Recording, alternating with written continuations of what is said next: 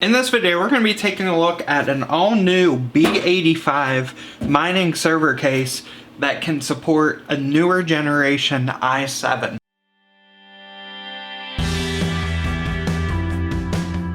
In a previous video, I covered the cheapest mining server case on Amazon, which was using the B85 motherboard, and I upgraded it to an i7 3770K, I believe it was, which is the top-of-the-line CPU that motherboard supported to do some CPU mining. Well, I was doing some browsing on Amazon and I came across this unit, which is actually a B85 motherboard which supports the 4000 series i7s, or all of the essentially the 4th gen i processors. So I got the unit, and I picked up on eBay, I actually got this. This is an i7 4790K, which is the top-of-the-line CPU that this system will support, this motherboard. We're going to pop the cover off. Before we put this in, let's just go and take a look. I've already got it unscrewed. And this specific mining case, I've got, there are 8 P10690s. These are the 3 gigabyte, essentially the mining version of the 1063 gigs. I've been mining Flux on this, some Ergo, various Algos over the past 2 years, I would say. They've been really good cards for me. But right off the bat, one thing you'll notice is this unit, pan over here, actually has an ATX style power supply. Now this power supply is 2000 watts just like the other ones, but it's not the 2U server style. It's more of an ATX style. And one important note I do want to point out, if we hop over here, take a look at the plug. It's actually a little bit different. It's not your standard ATX plug.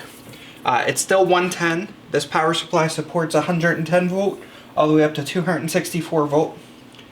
Perfectly fine, been running on 110, no problems at all. But what we'll do is let's go ahead and take a look. Let me zoom back out here. And let's get this processor opened. And I did take a look at the BIOS already, and it looks like this specific BIOS actually supports overclocking, which is awesome. This CPU, it's not brand new, it is used. Like I said, I got this off eBay. I want to say it was around the same price as the 3770K. I believe it was right around $90-ish. And you can actually see that it doesn't have the original packaging, but they did put it in a plastic bag. And let's just double check it, make sure it's the right one. And it is a 4790K. See if that'll zoom in there. So we're going to be putting this in today. And as is the case with the other build, we're going to be using the Thermalright. This is the AXP90. I think this is the 53. Yeah, 53 millimeter on the height. And the height clearance on this one is actually a lot lower. So let me go ahead and get all the cards out, get the power supply out, and we'll get the board out, and then let's get this processor installed. We'll get the heatsink on, and we'll see you guys back when everything's installed. Alright, we got everything hooked back up. The one thing that I do want to show you, I haven't put in the video card yet because I want to boot this up, check out how the CPU's performing, and we'll go from there. But I don't think I can zoom in, but I took a picture, I'll post that now. The CPU cooler just clears the housing. So something to keep in mind, that if you are looking for one of these, make sure you stick to 53 millimeter or less on the CPU cooler. I would actually probably recommend a 47 mil. Probably will give you better clearance. But with the 53, we got a lot bigger heatsink, which should be good. I don't foresee there being any overheating issues. So let's go ahead and boot this up. And we'll jump into the BIOS and see what we're working with.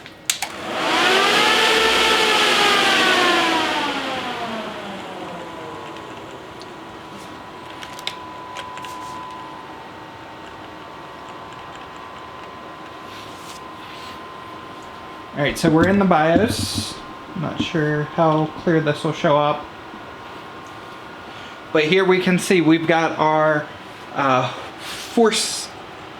4790K 4 gigahertz processor. So let's just, first thing I'm going to do here actually is I'm going to restore defaults. And then I'm going to hop over to advanced, and we're looking for our power settings. Let's see. Maybe it's our miscellaneous. No.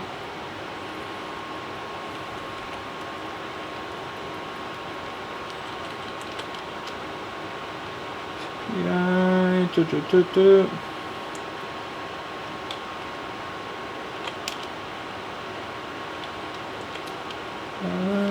Let's hear what this is.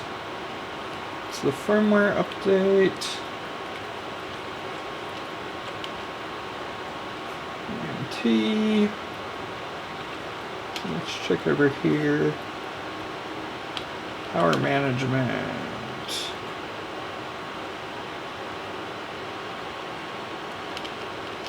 Let's go ahead and enable overclocking. Actually, we don't need that one.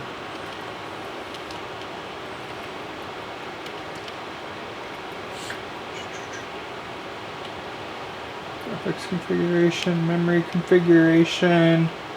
I don't think we can do XMP profiles with this board. Oh, we can. Let's go ahead and try XMP. See if it does anything.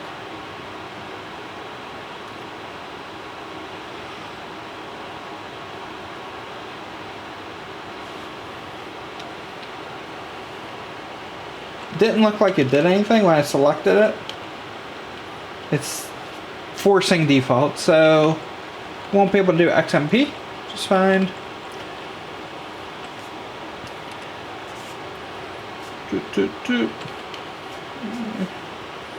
Alright, let's hop back over. Here we go. This is what we're looking for. Okay, restore AC power loss. It's already, the default is power on, so we're good there.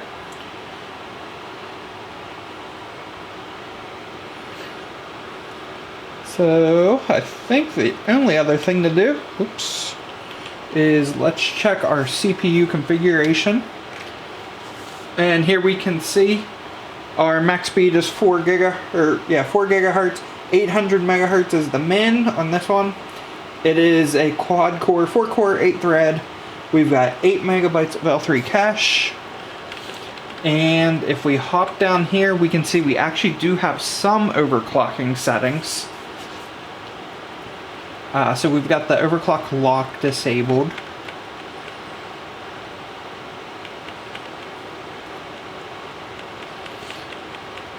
And we do have some ratio limits here.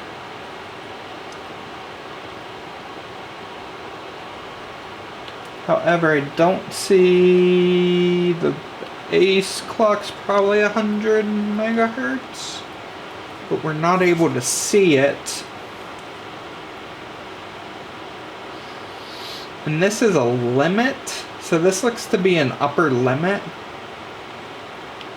not necessarily the actual value. So if we turn off, yeah, in fact, if we turn off turbo, you can see that is the case.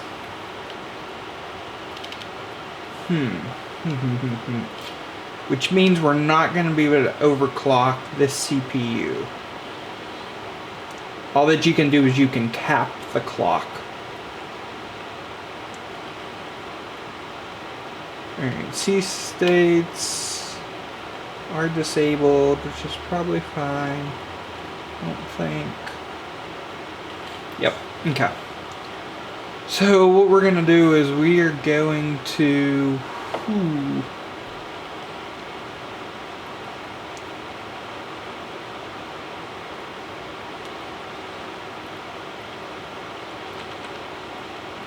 Let's disable C states. We've got max performance, so that's good. Our boost performance mode. Let's try max non-turbo performance. AES is enabled. Let's disable speed stepping. Let's see what this does.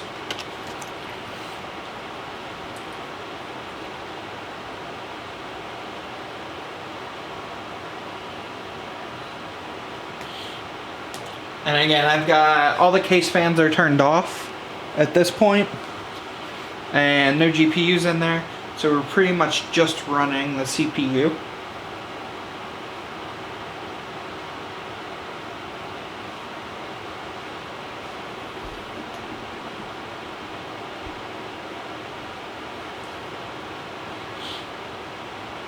And right now it's an SRB miner.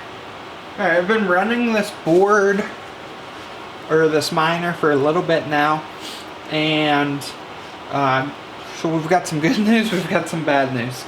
So the good news side of things is that CPU is only running at 45 degrees, 46 degrees is the highest that it's peaked. Really good on the cooling side.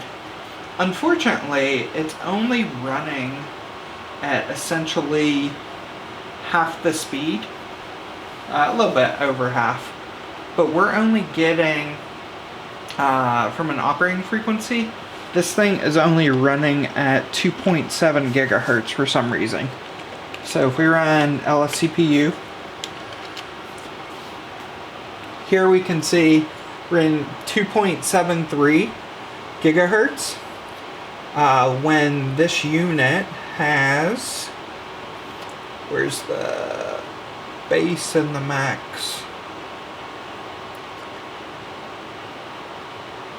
It actually doesn't tell me the base and the max, but this thing should be running at 4 gigahertz. So let's go ahead and turn it off, and let's turn on speed stepping.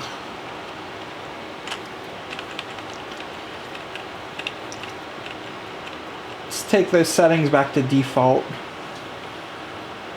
Actually, let's just restore defaults. Save changes, reset. And let's see what we see now. See if it gets any better. Only ran at 2.7, where with the 3770K, although that CPU does run significantly hotter, we're talking like in the 70s, we were getting above the clock speed. So on that one, the max clock was like 3.5, and we were getting real-time clocks of around 3.6. While we're not able to overclock that one, we were seeing slightly higher hash rates and obviously slightly higher frequencies. So let's just see what this one does. That one we're getting about 6. Alright, so now we're seeing 6.2. On this one, 5.8. Let's see how much it drops.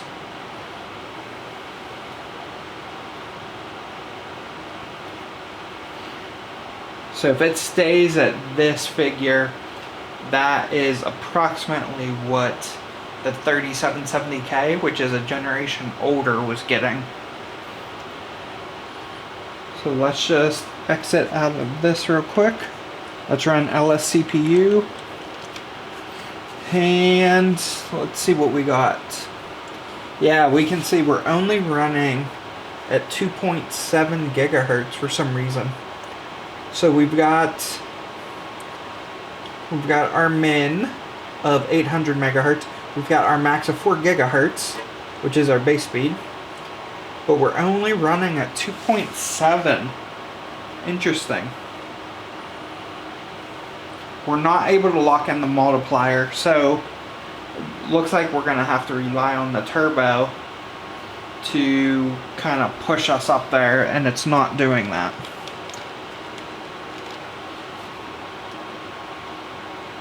So unfortunately, with what we have available to us in the BIOS, we're not going to be able to push us any higher. Good news is we're getting about the same hash rate, but I think the power consumption is probably going to be lower.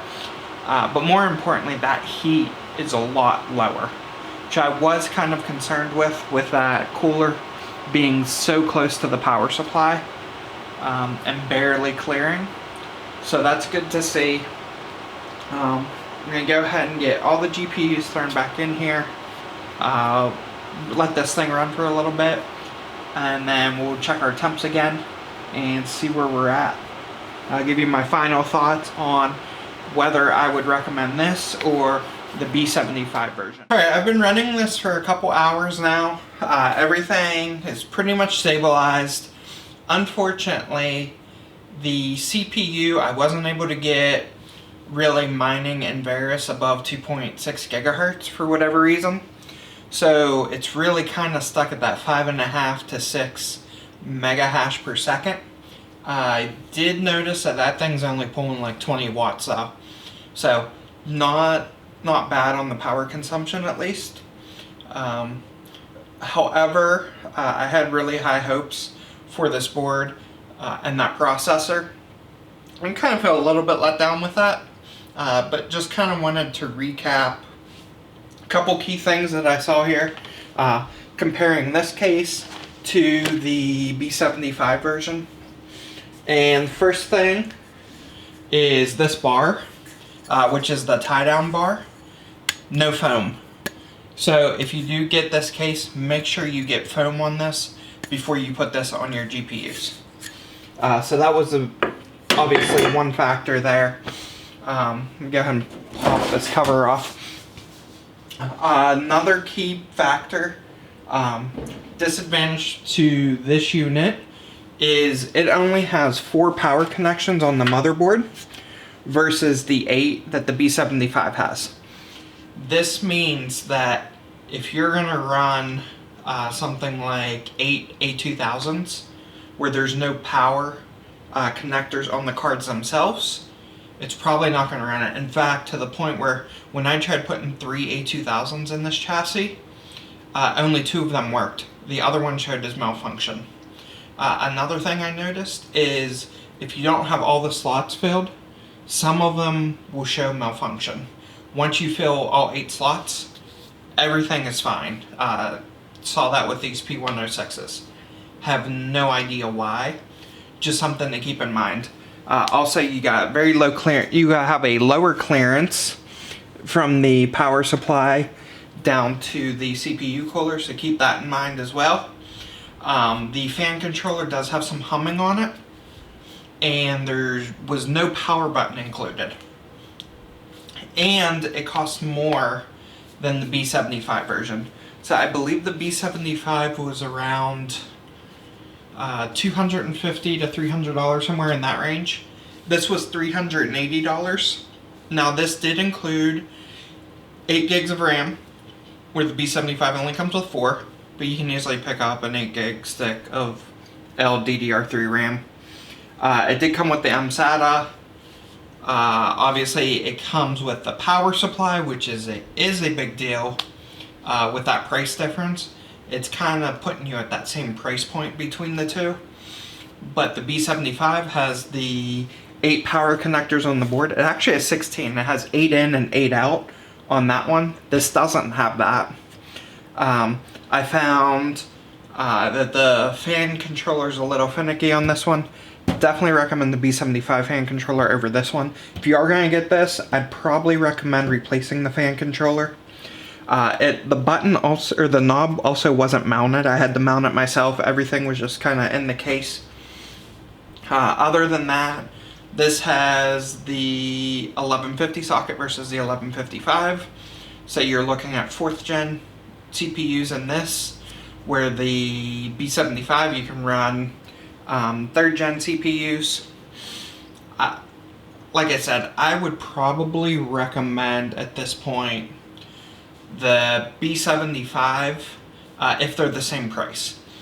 Obviously, if this one you end up getting cheaper than the cost of the B75 with the power supply, then you could go with this unit.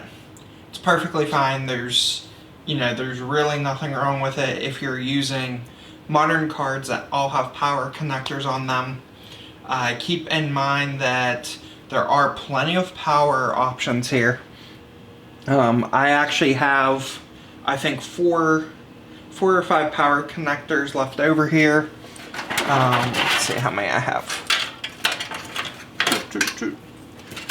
6. I have 6 left. No, yeah. I have 6 power connections left over. That means that if all of your cards are dual power connections, you won't have enough. You'll be short. You'll probably have to run splitters on 2 cards. So keep that in mind as well. Because it takes... My cards have a single power connection. So that's 8. And then there's 6 there. That's only 14. You have to use 4 on the motherboard. And also 1 on the fan controller. And keep that in mind. But that's pretty much a sum up of it. I think at this point I did have really high hopes with this. With having the 4th gen CPU socket and having more options in the BIOS was nice. However, it didn't actually unlock any functionality I was looking for. And the hash rate is actually a little bit lower on this one. Now, one thing I will say that if you're in a temperature strict environment, this may be a better option as well, because that CPU only was getting up to about 45 degrees max.